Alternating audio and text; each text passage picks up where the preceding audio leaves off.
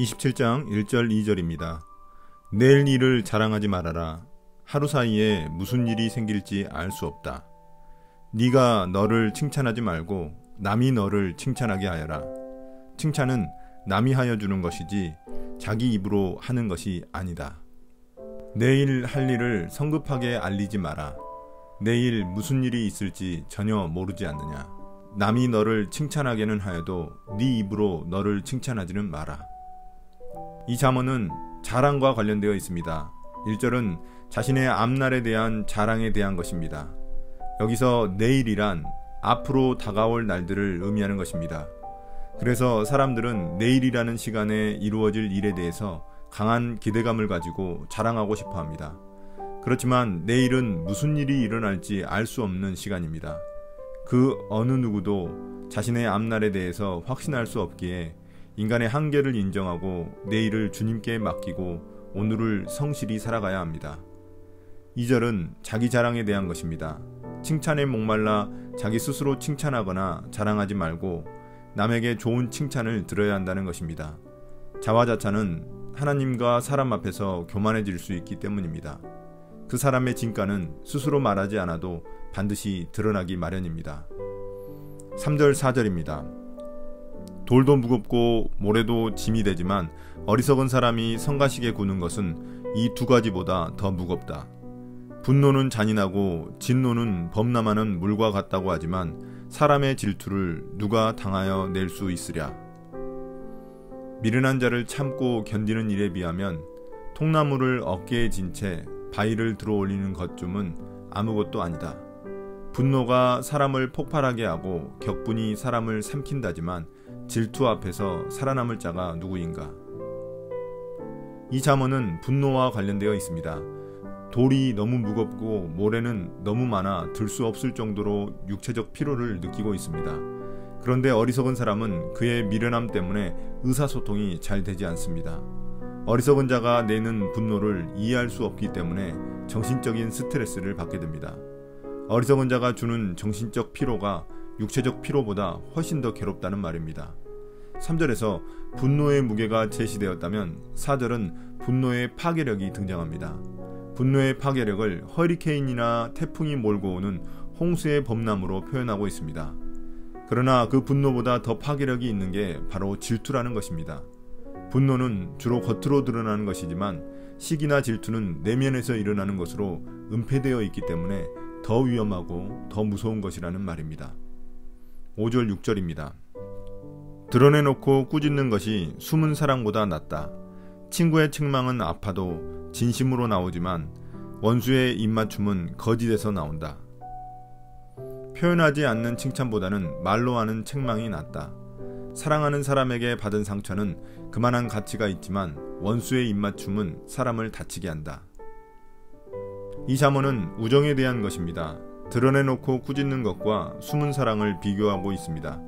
친구를 꾸짖는 게 쉽지 않지만 참된 우정이라면 친구를 꾸짖어 바로 잡아줘야 한다는 것입니다. 반면 숨은 사랑은 책망의 필요성은 알지만 친구에게 직접 전달하지는 못하는 모습입니다.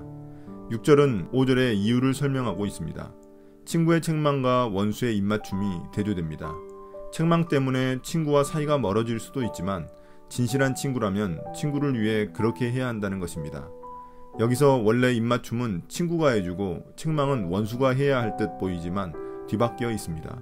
왜냐하면 진정한 친구의 책망은 진심에서 나온 것이고 원수의 입맞춤은 거짓된 것이기 때문입니다. 잘못에 대해서는 책망해 줄 수 있는 사람이 진정으로 나를 아끼고 사랑하는 친구입니다. 7절 8절입니다. 배부른 사람은 꿀도 지겨워하지만 배고픈 사람은 쓴 것도 달게 먹는다. 고향을 잃고 떠도는 사람은 둥지를 잃고 떠도는 새와 같다. 배부르게 먹은 뒤에는 후식을 거절하지만 굶주리면 말 한마리라도 먹어 치울 수 있다. 정착하지 않고 여기저기 떠돌아다니는 사람은 둥지 없이 떠도는 새와 같다. 누구나 먹고 싶어하는 달콤한 꿀일지라도 배부른 사람에게는 가치가 없을 수 있습니다. 반면 누구나 먹기 싫어하는 쓰디쓴 것일지라도 배고픈 사람에게는 먹을 수 있는 것 자체가 다행이라는 말입니다.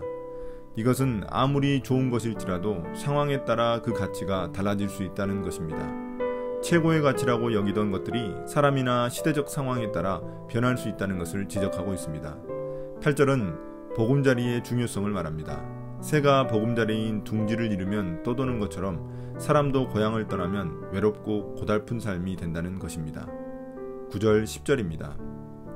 향유와 향료로 마음을 즐겁게 하듯이 친구의 다정한 충고가 그와 같다.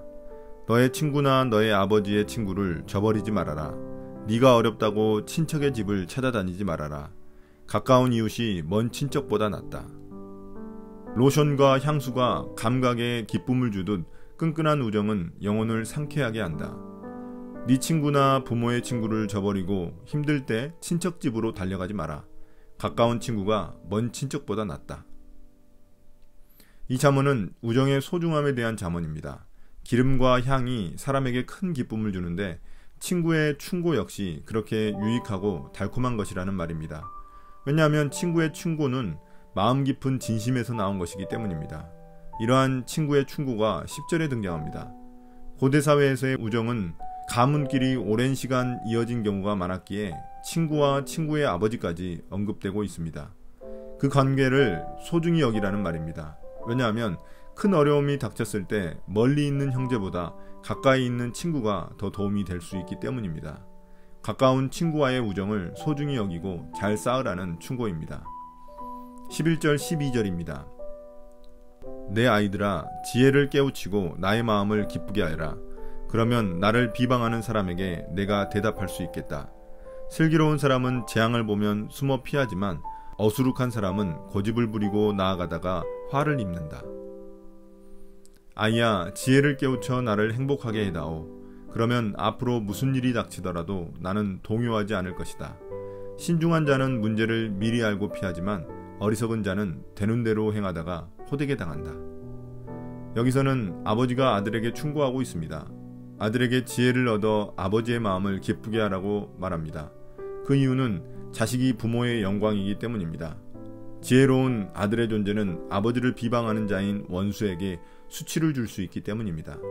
지혜로운 아들이 가족의 명예와 미래를 지켜줄 것이기 때문입니다.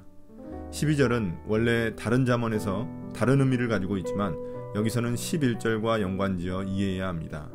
12절에서 이러한 지혜로운 아들은 분별력이 있어 재앙을 보면 피할 줄 알지만 반면 미련한 사람은 자기 고집만 피우다가 재앙을 당하고 말 것이라는 의미입니다.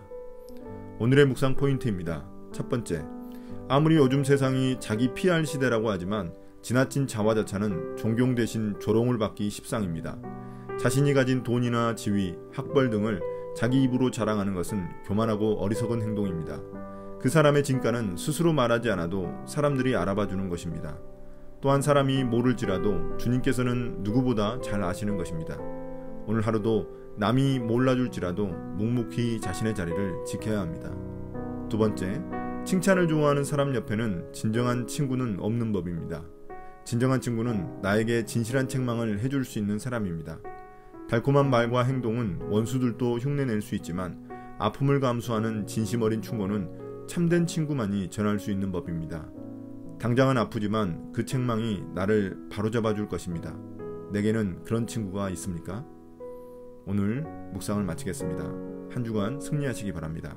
감사합니다.